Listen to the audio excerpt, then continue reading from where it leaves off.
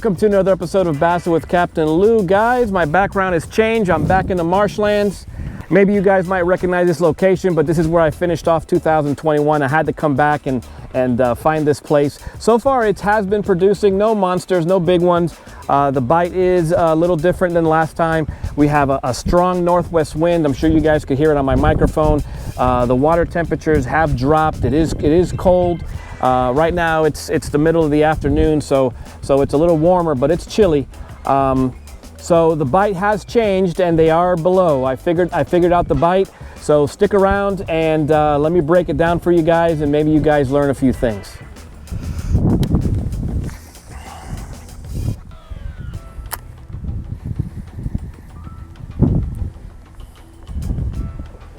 There it is.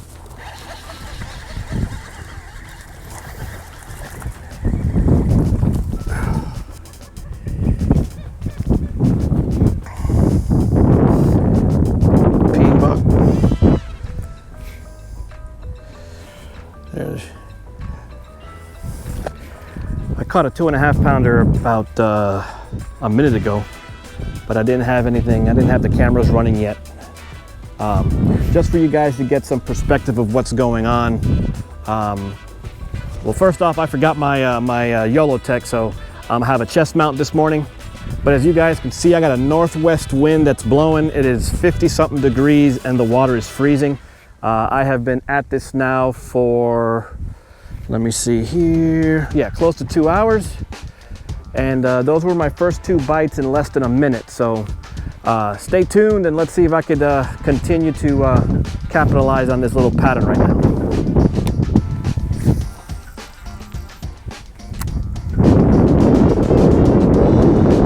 There he is.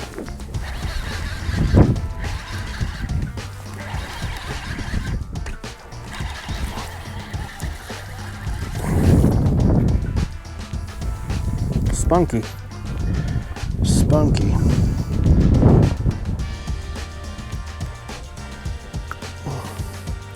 Spunky.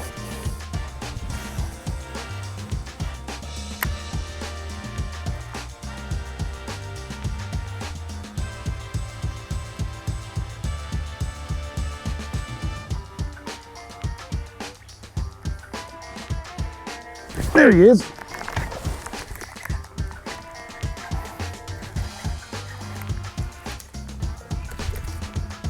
Right in the middle of that pepper grass.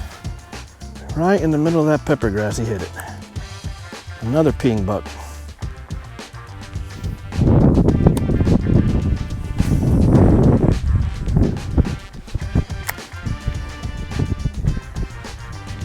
There's one.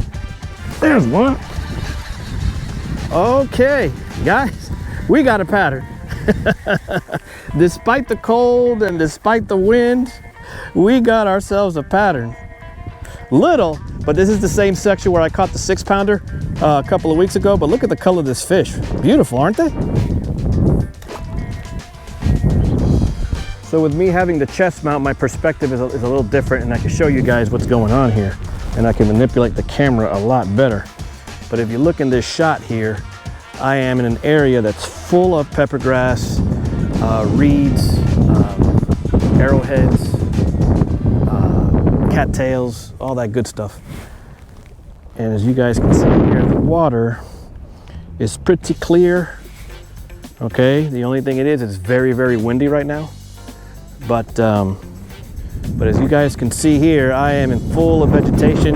You can see all the dark pockets. Been swimming this swim bait over those pockets, and the bass have been coming out and grabbing it.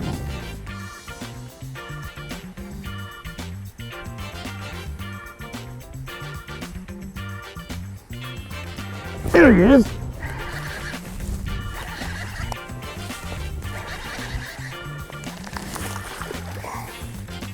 Okay. Uh-oh. Little guy, I know. But that's how it goes out here. Little, little, little, and all of a sudden, giant. The thing about fishing with wind is that you got to be an expert in like natural geometry or something. I want to cast to that hole that's right there. That hole that's right there. I gotta cast all the way over here in order for the wind to blow it right there. Hey, there we go. Man, it would have been great if my efforts were rewarded.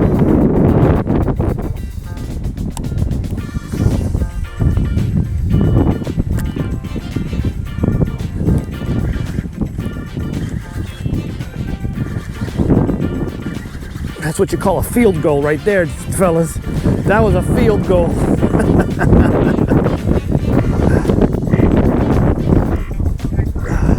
That was a field goal. Nice fish too. Look at this one. That was a field goal. Look at that fish. Nice one. I ran right between that aisle right there. And it hit as soon as it hit the water. That was crazy. So what I'm doing is I'm moving like, so I'm like it's hopscotch. So I'm just jumping from spot to spot. Basically it's it's almost like the length of my longest cast. And then I stop there and I pick up where I left off. So yeah, basically what I do is I'm jumping like 40 yards at a time. And then I'm anchoring. But look at the cover. I mean, it's beautiful. Look at all this. Look at all these pockets and stuff that I have to break every 40 yards. So let's see what happens in this section.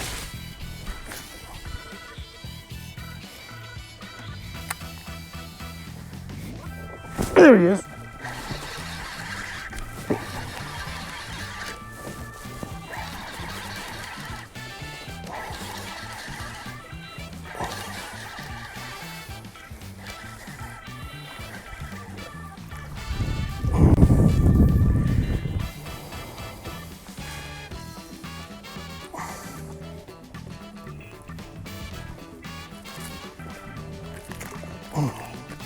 Easy, easy, easy. Now he realizes he's caught.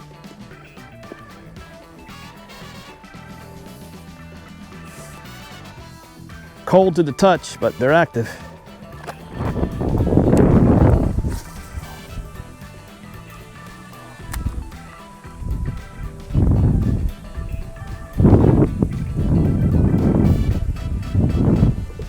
There he is.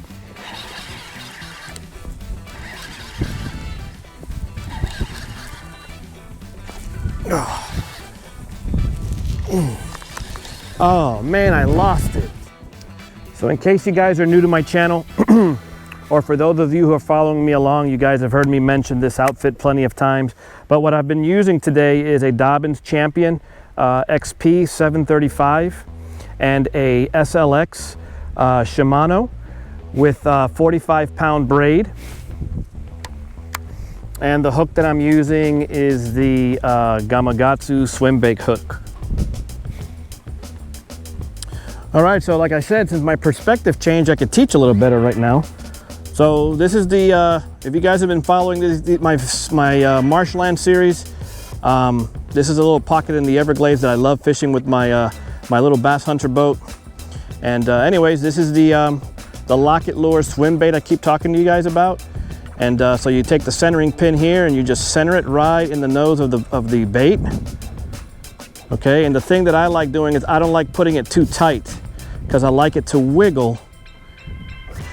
I like the loop to wiggle inside the eye of the hook here, if you guys can see that. See, I want it to wiggle. And then I measure out where the hook is going to be coming out of. And because of the vegetation that I'm fishing, I'm actually putting it deep inside the bait. So it's weedless. And then what I do is I push it in a little bit and cause a little channel in the plastic, okay, so that when the bass bites, it goes right through that channel. But in the meantime, as you guys can see, it stays weedless and it wiggles. So that's how I rig my swim baits. So you guys want to see how I do the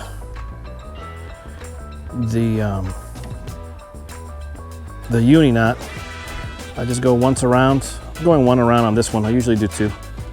Form a loop. Go inside the loop 5 times. pull the tag in right through the loop. See that? Cinch it down. And nothing is gonna take that off. So that's how you do the Uni-Knot.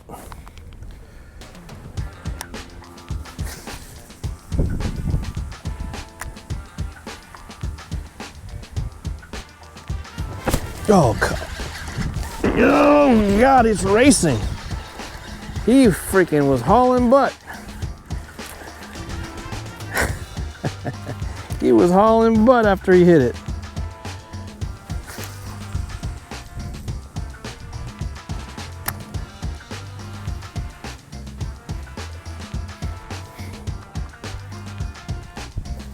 There he is.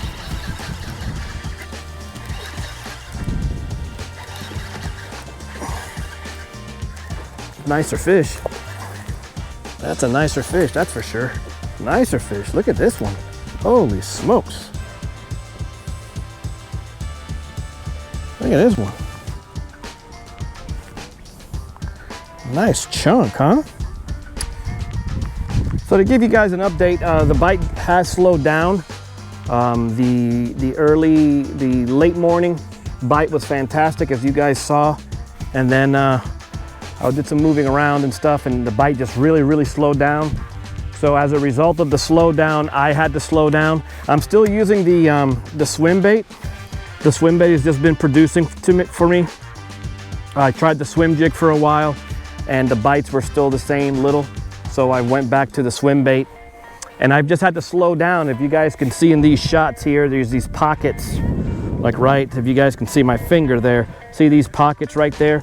So what happens is I have to swim the swim bait, if you guys could see it in that shot, and then what I'm doing is I'm killing it inside the pockets, and then the bass are on the bases of the pepper grass. So they're still here, they're just not as active.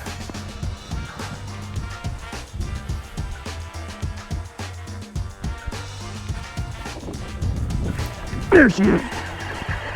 Oh man, I thought it was a bigger bass than that. With a blow up like that?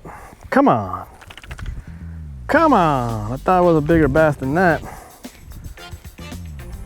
Still nice. But with all that commotion, I thought it was a lot bigger. All right. Gotta move on. Gotta move on.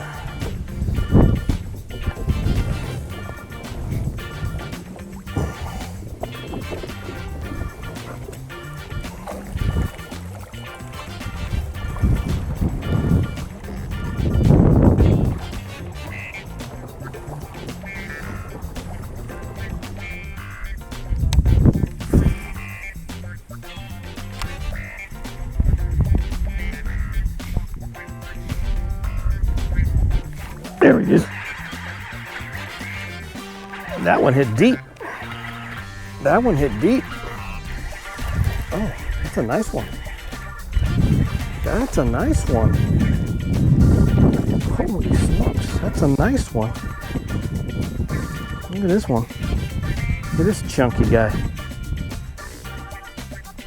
Look at this chunky guy. Pretty.